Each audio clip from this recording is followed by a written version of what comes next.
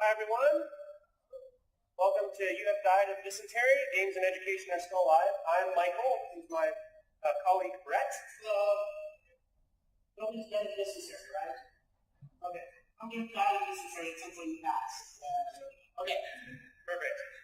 So, just a quick overview. We're going to talk about who we are and what we do. Go into, what educational games are, or what word we talk about when we mean educational games, and what else we can do with non-educational games in an educational fashion. So that's the big segment in the middle here is about using games in education that weren't necessarily meant for educational use in the first place. We're going to talk about a case study that we've done over the past few years with a game that we made called Space Battle, and then talk about the few things that you can do during your development processes to make your games more educationally viable, even if they weren't originally meant for an educational purpose from the start. So, I'm Michael A. Hawker, as I said. I have a Master's in Computer Science from McGill University in Montreal, Canada. I've also done additional studies at the University of Washington in user-centered design and game design. During the day, I work as a developer at Microsoft, and in my earlier mornings, I go and volunteer my time in high schools to teach computer science education as part of the TEALS program, which Brett will mention in a few moments. In spare time, the few little moments that I have, I run Micware as a independent game developer, and also work on making first play videos to talk about game design. And I recently shipped a card game called Foot, which I'll have copies of in the PAX game library at PAX Prime. The other important part I wanted to bring out that I forgot to mention in the beginning is that we're happy for you to evangelize us, so tweet and record or whatever. Facebook, Snapchat, Instagram, smoke signals, carrot, Cincinnati string, whatever you want. We're happy to get the word out. Even though this is technically a black box event, we are existing in a black box. I'm Brett Wortzman. I am the computer science teacher at Issaquah High School, just across the lake over on the east side. I did my undergraduate work in computer science at Harvard, my master's in education at the University of Washington. Before becoming a high school teacher, I was a Microsoft employee, decided making money was for losers, and became a public school employee instead. I still consult for Microsoft on some curriculum concepts every now and then. One project I worked on is a programming game called Code. If you haven't seen it, I recommend it. It's on .com. And I also am a curriculum consultant and a trainer, mentor, general person who's been around a lot for the TEALS program that Michael mentioned. This is a really cool program. I was actually the very first volunteer hired for this program before I started teaching full-time.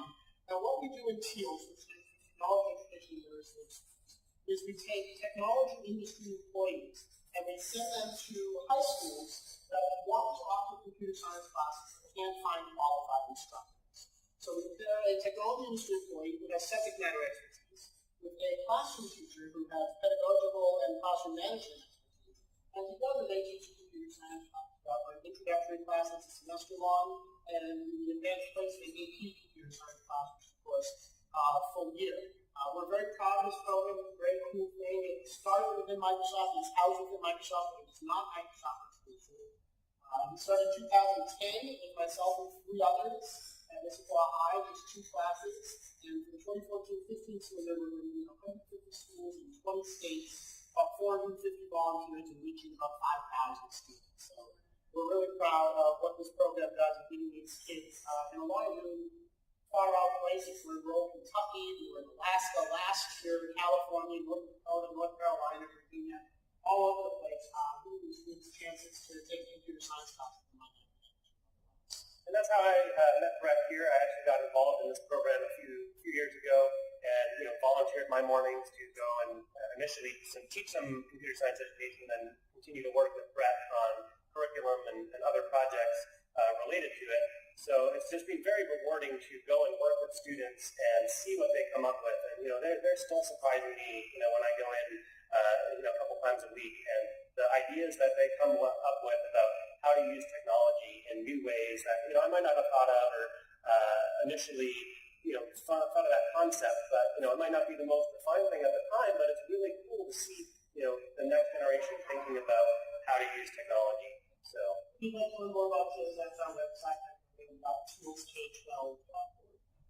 So back to the educational games part of things. a lot of us in the 80s and 90s, those of us that are late 20s or 30s probably remember a lot of these games because they grew up with us. Things like Oregon Trail, it's obviously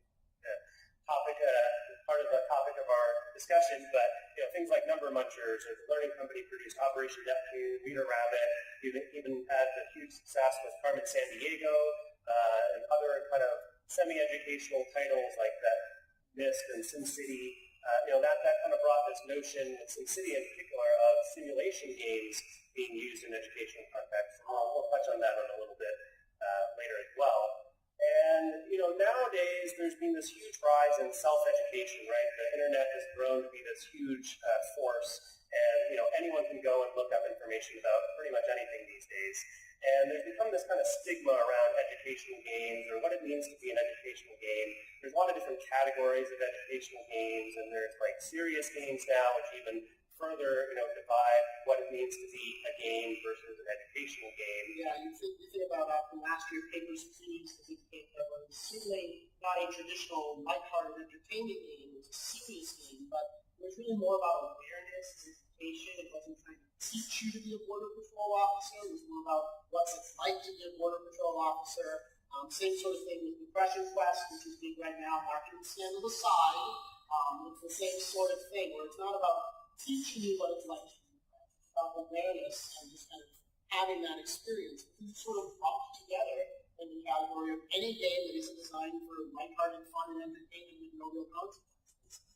They're all kind of fall in the same category. Those are pretty clearly different types of things. So it's really interesting to think about, what has really happened in the past 10, 15 years when educational games were this huge monster in the industry to have pretty much just gotten washed away under the tide of, the mainstream games. And by mainstream, we talk about non-educational games, so we're including independent developers, but we can think of a better term. But, anything that's not traditionally an educational game. What happened to this market? And I think some of it came from the fact that in the late 80s and early 90s, educational games were a proponent to technology, right? It's like, here computers are finally getting into our homes and into classrooms. Here are these great games that can help students learn in a fun and engaging way. And since then, technology has become so ubiquitous. They're everywhere. We've got tablets now, and you've got great apps for preschoolers and stuff. But after that, things just kind of peter out. And, it's a strange dichotomy. And there's been studies that have done, too, that, students are just bored in class. And they go to class, and they're listening to a teacher instruct for 20, 30 minutes, and they're doing an exercise. Or, I remember in college, I turned in a math assignment, and I didn't find out after 2 months what my grade was on it. By then we moved on, I forgot what those concepts were, and I had no idea if I was doing it right, and find out I'm wrong, and, horrible things happen.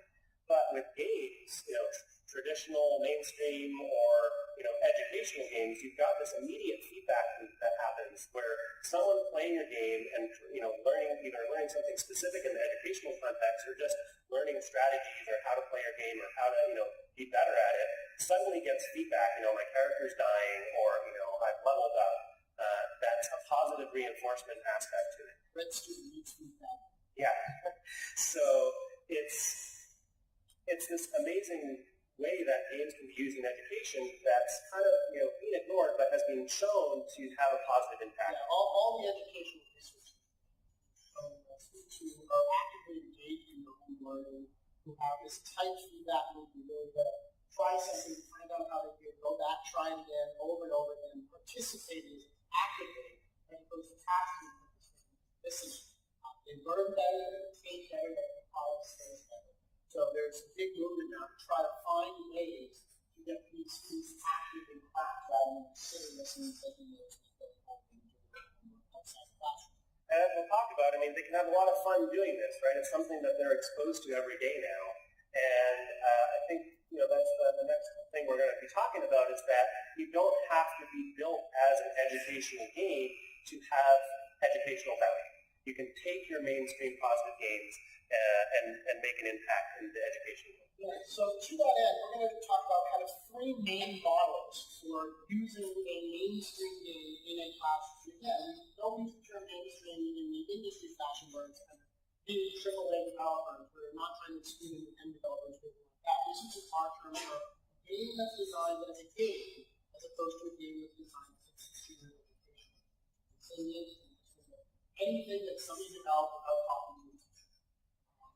So the first model here is going to be taking one of these mainstream games, something that's been developed that's out there in the world, and finding a way to easily integrate it into your curriculum by using it as a tool for something. We'll show a few examples of how you can teach through gameplay and in a very deep and well-integrated way. The second model will be, it's kind of that, but in a lighter fashion, where you focus on one specific aspect of an existing game, and you use that to exemplify or elucidate concepts that you might be covering in class. So rather than using a more constructed, fabricated model for something that is part of your math class or science class or English class or whatever else, you can use a game which will feel more like engaging activity for the students to figure that all class. And then our last one is going to be pretty specifically tied to computer science, since that's what we do, but doesn't necessarily have to be, and that's using game design and game development as a project in a class, as a way for students to practice skills, practice and apply concepts and ideas that they've been learning, but on something that is, again, engaging, exciting, fun for them, as opposed to something that feels more constructive to specifically target particular standards or concepts we're trying to get. So the first topic is about how games that were originally commercial productions have educational value. So one of the first examples, and one of the more older examples on this list, is Age of Empires 2. They actually documented their entire scripting language and shipped it with the game on how to program the artificial intelligent agents within the game. So you could write opponents for yourself to play with or against other opponents. Competitions grew out of this, whole communities about, scripting strategies and just the strategy of the game in general. So it exposed this whole other educational value to the game that didn't exist or wasn't the original intent of the game development, right? Another example that's more recent is this game called Lightbot, which was released a couple of years ago on a Flash or arcade website, Armor Games. And its objective was basically you control a robot using commands, was kind of the initial description. And you're in this kind of semi-3D world, controlling this robot and telling it to go to certain squares on this three-dimensional grid to try and light up certain squares. The catch was that your robot could only accept a limited amount of commands before it couldn't do anymore. And so you had to start learning about procedures and recursion, that are programming concepts, but weren't presented in a programmatic way to solve these puzzles in order to, find the repetitions of patterns within the game to solve these problems and write these procedures to actually do so. Yeah, this game, Lightbot, actually became central to an effort from last year called Hour of Code. You've heard of that. This was mostly evangelized by an organization based here in Seattle called Code.org, and their challenge was for 1 billion Americans to try a coding-like experience for 1 hour. And they partnered with a whole bunch of companies. They released a bunch of tutorials. There was an Angry Birds tutorial. There were Python tutorials and JavaScript tutorials and Touch Develop, for those who've heard of that on Microsoft Research. But one of the most popular tutorials from this Hour of Code effort was basically playing the first 7 or 8 levels of Lightbot. But they added a little bit of extra commentary and extra little pop-up messages and things in the game to really explain the programming concepts that they were experiencing. What's a procedure? What's a conditional? How is recursion? How can we solve these problems just by giving a very specific command and get all these complex results within the game? And it was very popular. It was played, I believe, more than any other tutorial for Hour of Code. And I actually, on the heels of that, I used this in my first day of class in all of my programming classes. My first day of class, it's, hey kids, go play Lightbot first. Yay! And they get very excited because they get to play a game. And then we teach them. We talk about what was it like? Why did you have to do commands in a specific way? What challenges? How is controlling Lightbot different than controlling your friend, your dog, or anybody else that you might be giving instructions to? And we introduce these programming concepts in a way that just feels like playing the game, even though that wasn't the original intent of this particular game. So another big game on this list, as you can see, is Minecraft. I mean, it's just become huge. I think they've had over 15 million downloads now. It's just this huge sandbox of a game that, was originally intended as a game, but now it's having wide impact on, the value of education from it. It's becoming this kind of new digital Lego. It's an open sandbox. You can build so many things. There's so much creativity in what people have the flexibility to build that it can really express, those initial behaviors that are and have a positive impact. On the other side, too, you've got the redstone and the circuitry, the electrical and kind of engineering aspect of it, of learning about pulses and sequence lengths and how you can use that to construct machines. And they've created this whole educational portal for how you can use Minecraft in the classroom, to teach some of these concepts, either about, building and construction and creativity, or from the engineering side with redstone and building contraptions.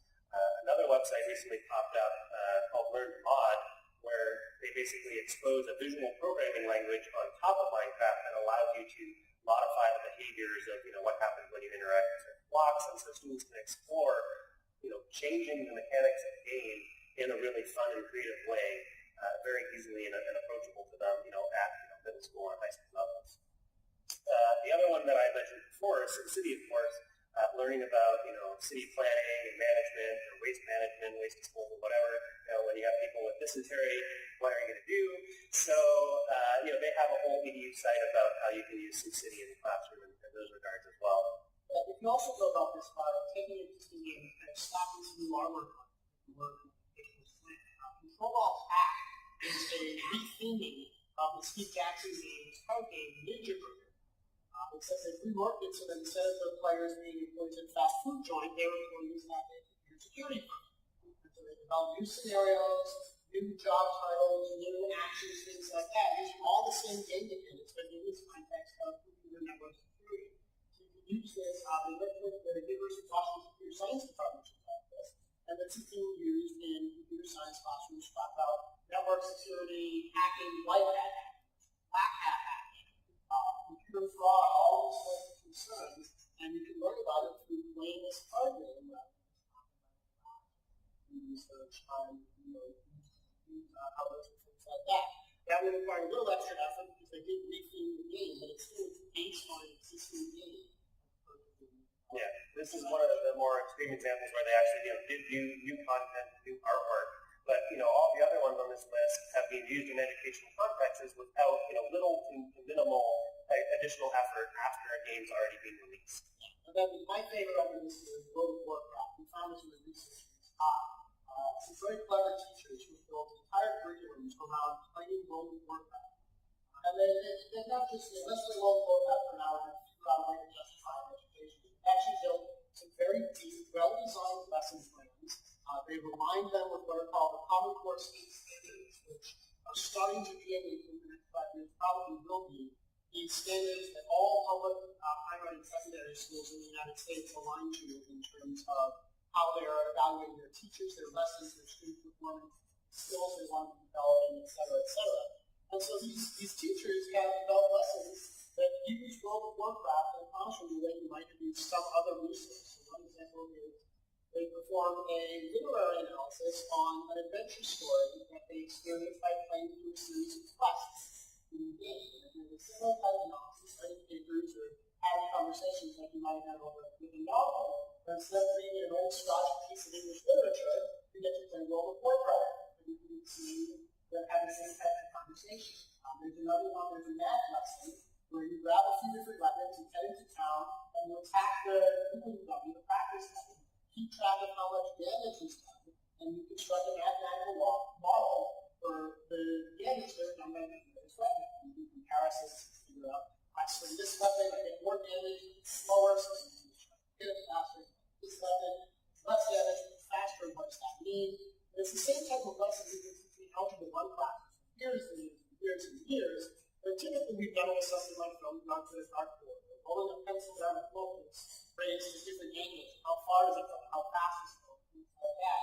And instead of using these kind of constructed, fabricated examples, they get to actually experience this game that many of them are playing anyway, and see what will feel more like a real-world application of these concepts. So there are a bunch more on their website. It's a really cool use of the game in the classroom. So our next model is kind of taking what we just discussed, but lightening it up a little bit. Deeply integrating the game. You can use a game as an example of the concepts you're trying to teach. So take, for example, Angry Birds. Turns out, projectile motion is common. But for the purposes of a simple light flash game like Angry Birds, you can use a relatively simple parabolic model to determine how your projectiles are going to fly through the air. And the model that we use in Angry Birds is pretty much the same as the simple abstracted model that we use in most math classes and our basic physics classes, where we ignore things like air resistance and size and complex forces of gravity and altitude and whatnot. We just talk about this basic gravity. So instead of doing a story problem where you say, little Johnny hit a baseball at 45 kilometers per hour from a height of 3 feet at an angle of 64 degrees, where then you can say, when I fire my Angry Bird at this angle from this distance with this much force, is it going to knock down the houses from all the games? It's the same problem, it's the same academic environment. We're framing it away to feel more engaging, more fun for the students, and get them working with something, again, many of them are probably doing anyway, which is playing big. There's another really cool one, Little Alchemy, which is similar to an old game called Doodle, where you start with your 4 classical elements with air, fire, and water, and you combine 2 of them to get more things, and you combine the advanced things to get more advanced things, and your ultimate goal of the game is to get all the things, and then you won. Well, we found this really cool lesson online where the teacher has assigned a numerical value to each of the things in the game. And then when you build some advanced item, he has you construct the factorization tree of that item. So get a pair of glasses from 2 shards of glass. A shard of glass comes from sand and fiber. And sand comes from dirt and air and whatever else. You're basically building a factorization tree. Same that we factor numbers in that, but you're doing it with things instead. So we can teach this concept of time factorization. Everything is built out of the base elements, but we're doing it through the game. And we can talk about how many of each of the 4 base elements one need to create Darth Vader, who's actually a good name, by the way, versus talking about what's the prime factorization of the number 760. And this goes on and on. Portal 2, physics simulations, terminal velocity, conservation of momentum, frames of reference. The big new game on the block is Kerbal Space Program, and so you've got escape velocity that you're adding in there, and all these other physical concepts, and very simulated real-world environment. But that that simulation is very realistic and has the ability to teach people about what that means and what it takes to launch a rocket. Yeah, and of course it's not limited to computer game community. Settlers in Japan, for instance, has a whole lot of really interesting economic concepts. It's just playing the game. There's a bunch of brick in the world. I can basically only get 1 sheet from my brick. If I've got the only brick there is, I can probably get 3 or 4 sheets from my brick. Asymmetric valuation. Brick doesn't mean anything to me because I'm trying to build a road, but it means a lot to you because you're trying to build a settlement. So we can trade. You even got psychology in there because, Brett's about to win, so I'm not going to trade with him because, he's going to win. So I don't want that to happen. Yeah, it's what Carmen call rational behavior. He might not be able to help himself by trading with him, but he's choosing not to so that he doesn't help me. If he does, I will be able to move over. And that's a whole other thing. So you can imagine building lessons where students play essentially in class and then write a paper or have a conversation about these various concepts and how they apply them in the game. And of course, the other one is just probability because you're rolling dice. Alright, so for our last model, we said this is going to be more about computer science. What you're looking at right here on the right, those are all projects that we have assigned to students at one point or another in one of our computer science classes. And on the left are the programming projects that we're practicing by doing these projects. Other way around. Sorry, my right, yes, on the left of the projects, on the right are the concepts. Turns out there's a lot going on in games. And games, depending on the game you choose, are really good systems using a whole bunch of different programming concepts.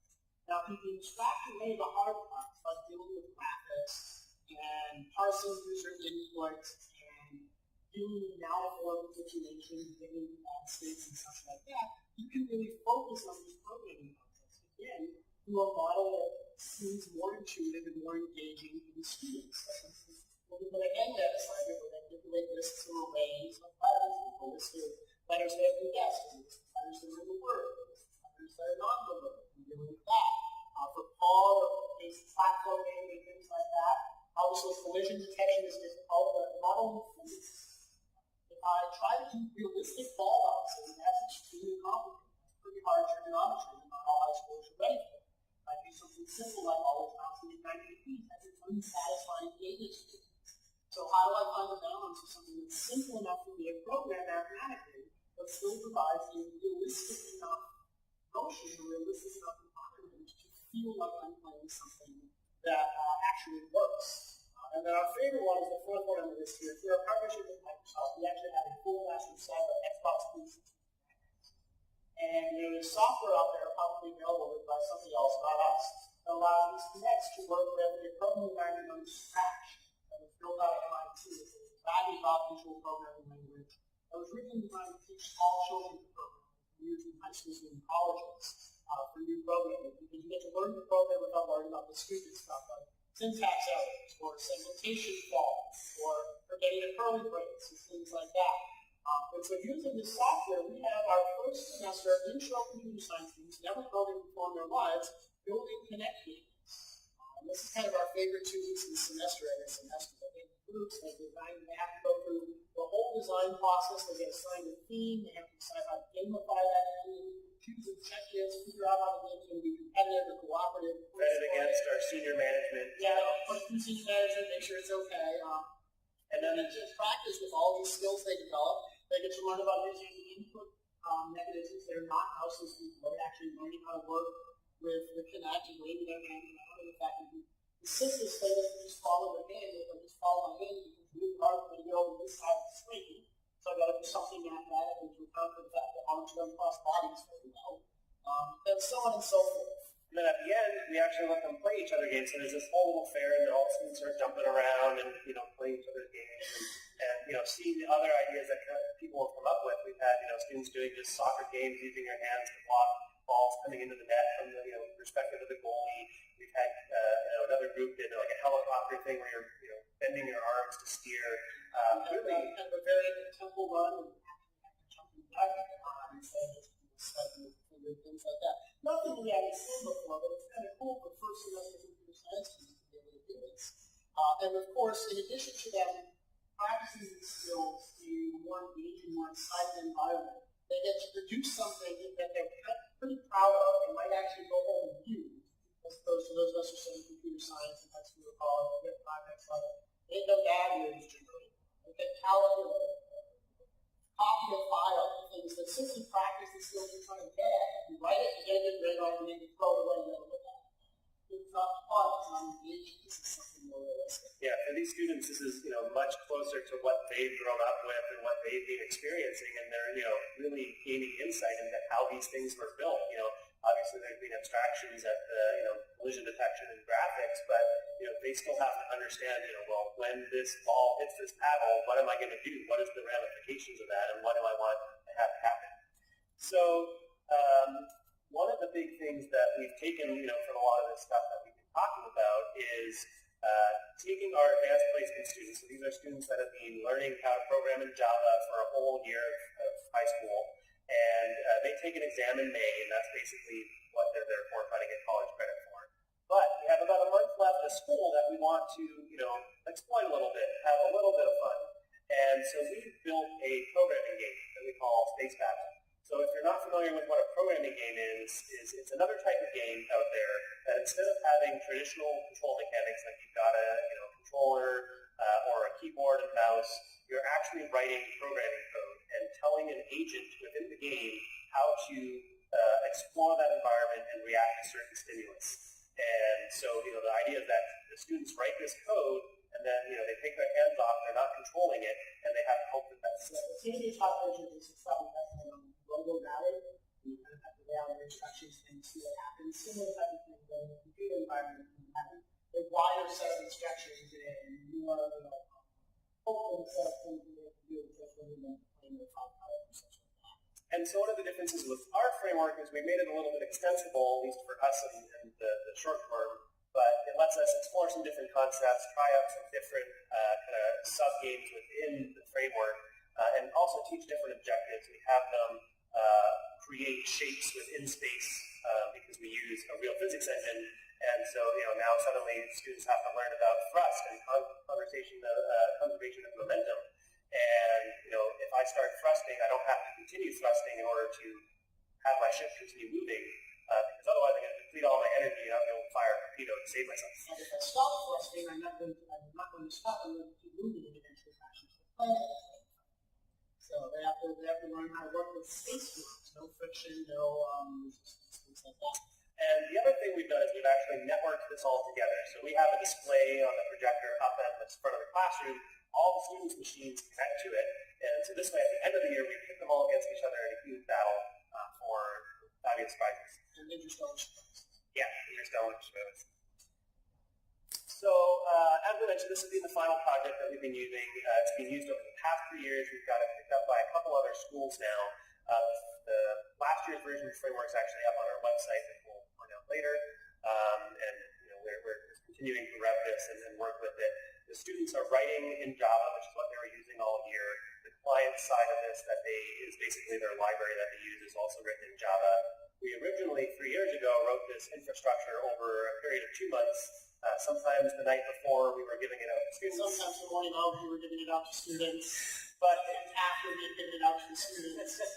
But it was about 7,000 lines of Python code, which is what the server was running with, the PyGame library, and we used the chipbook physics library, which was really kind of easy to implement in that environment. Yeah, so as Michael said, it's the end of the year. It's May, it's June.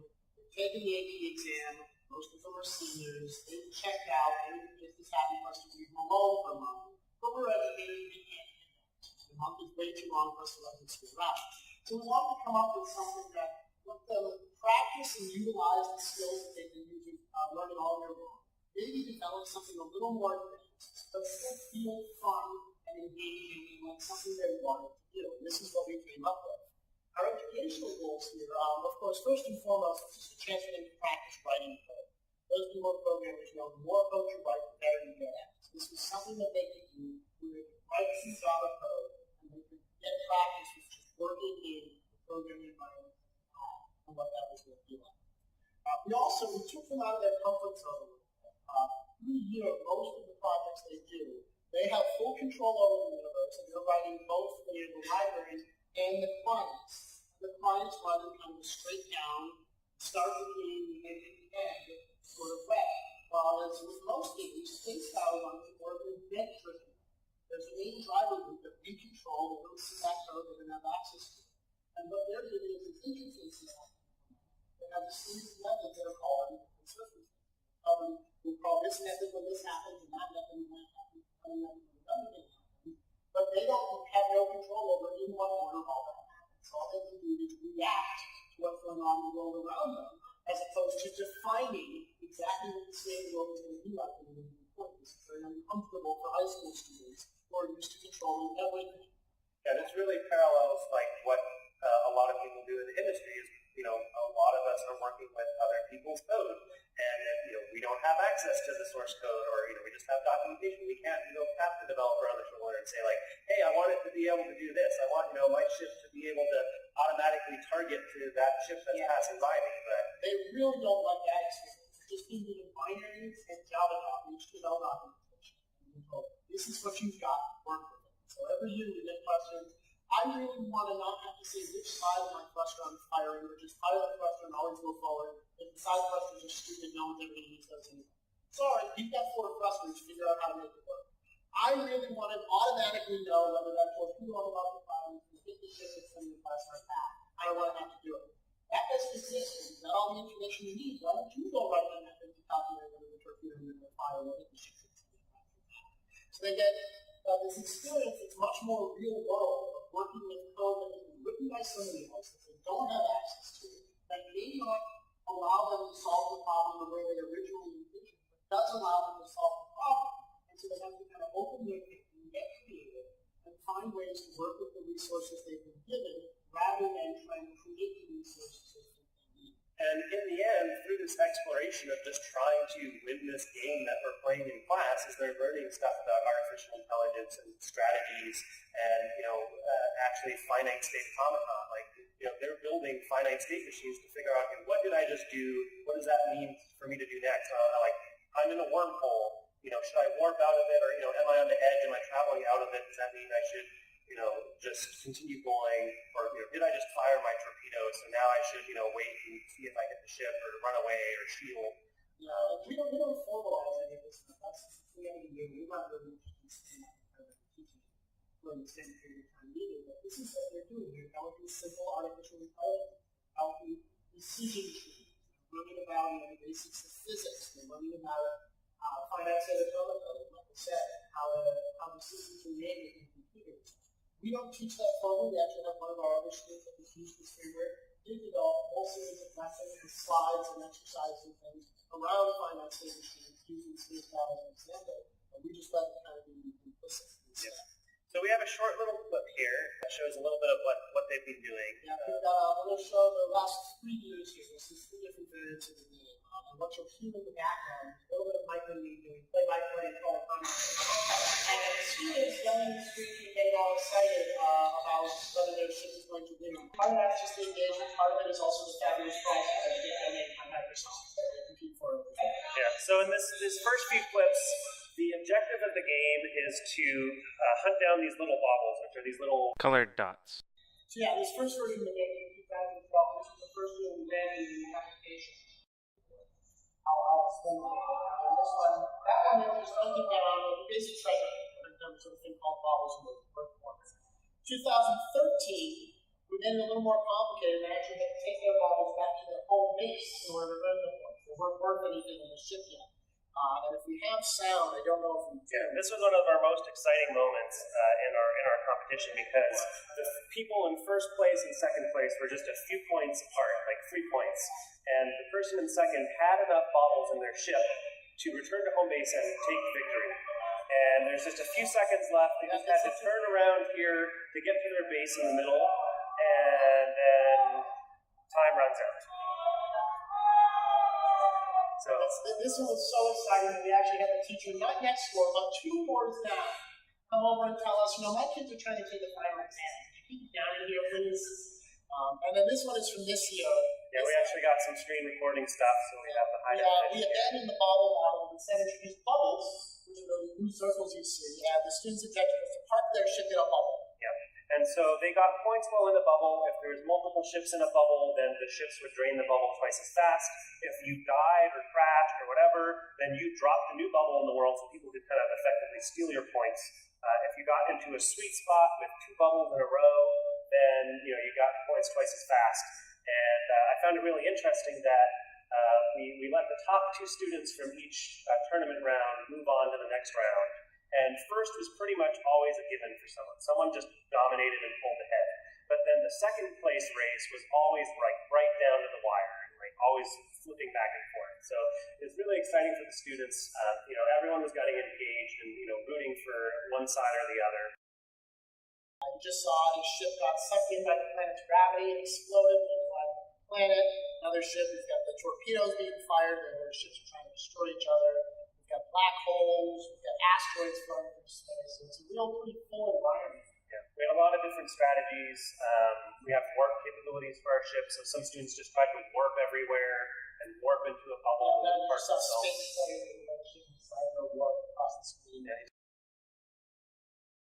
Yeah, he just warped into a bubble there. They learned this over the course of about 2-3 weeks, 2-4 weeks, depending on how things go over the course of the year. And we don't just drop them in and say go. We actually build a set of lessons around this and say the first objective is get your ship to the middle of the screen. So we just learn basic navigation. And it's get your ship to avoid asteroids. So teaching how to use radar and how to avoid other things that are in the world. And we have to draw things in space to practice with controlled navigation and stopping, moving certain distances and things like that. We build up our skills, eventually getting to whatever the turn we go with and yeah.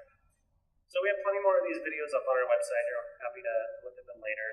And let's get back to PowerPoint here.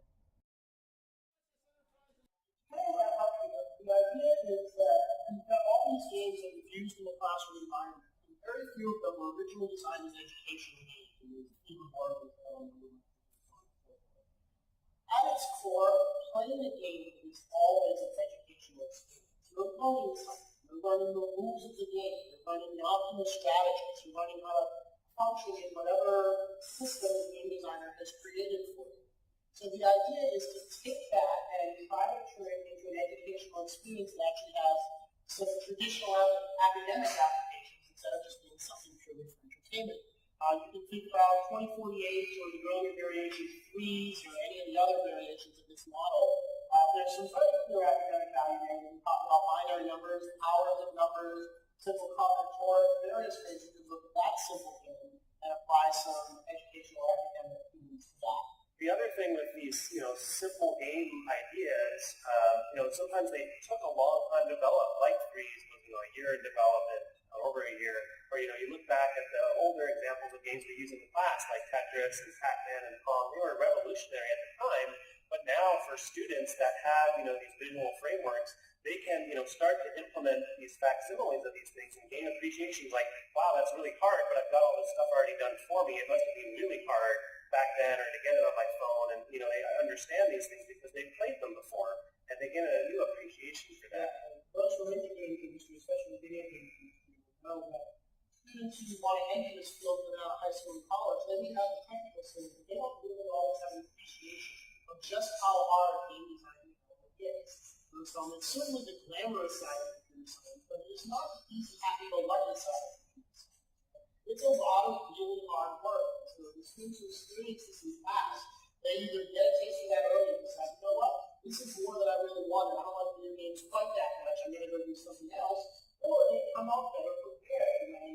When firms hire them right out of college, they'll have that appreciation. They'll be ready to contribute right on day one, as opposed to having to spend 6 months being taught on all the little things that go into making a game instead of just the big ideas. So after our advanced placement course, if the students aren't seniors, we actually this past year had a what we call the AP++, so a post-advanced placement course where we had 9 students for the whole year basically working on independent projects. Every one of them chose at one point to implement a game. And one of them even went on to release his game on the Google Play Store. He's had a few thousand downloads, like 1,400 reviews. He came out with a sequel just the other month. Also, the world's hardest platformer. Experience that. I was one of our students who built this game in an hour a day, 7 plus his class, plus whatever time he spent on his home. Senior in high school, 17, 18 years old, he's got 6,000 downloads or whatever it is. So we're really getting this experience very early on. So the last point to kind of tie this all together is what, as a game developer, game designer, as a game company, what are the things that can let your non-educational game be a little bit easier to leverage by an educator or someone interested in exploiting its educational value, right? And sometimes that's just as simple as having a strategy at your company for releasing an educational edition of a game, right? It can be exact same edition, but maybe it's free or discounted, has a site license property for it, so that, educators can say, go approach their district and say, I want to buy this game to teach these methods and, has these core curriculum and it's a viable thing, but, I want to purchase multiple copies of it for the classroom. And, students are going to be using this in class and get excited about it. They're going to go home and ask mom and dad and say, hey, I'm using SimCity or Minecraft in class, like, can we buy a copy so I can practice at home? They're going to have fun and use it for other, having fun, but they're also going to gain that ability to gain value and education from it, from having, that framework imposed by the teacher, the educator that's, framing everything in this educational context and what they can actually gain from playing these games. So that's the simplest effect. The other one is just providing mechanisms within your game framework for adding or inserting content.